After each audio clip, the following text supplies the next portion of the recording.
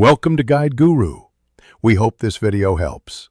You have the right paper and a flat surface. Start folding now. Fold the sheet lengthwise and press a crisp center crease so the plane tracks straight. Open it, then fold both top corners to the center line to form the initial nose. This concentrates weight forward for stability. Once done, flatten each crease with your fingernail or a ruler to make subsequent layered folds sit cleanly. Make sure edges align perfectly. Small misalignments amplify during flight. Continue by locking the nose with a short backward fold of about 1/2 inch. This prevents the tip from splaying and moves mass to the front for a nose-first glide. Next, fold the outer paper edges inward to the center line on each side to build twin fuselage pods. This adds rigidity and mimics the F-15's twin-body stability.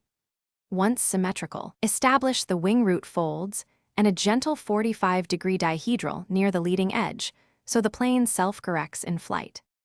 Now you finish the wings and control surfaces. Fold the wings down so the trailing edges run parallel to the fuselage, creasing firmly to keep airfoil shape. This creates lift efficiently. Cut or fold small upward vertical stabilizers at the rear outer edges to improve yaw control and imitate the F-15 twin tails. Test glide gently. If it stalls, add an 1/8 inch of up elevator or pinch a tiny nose weight. If it dives, reduce nose.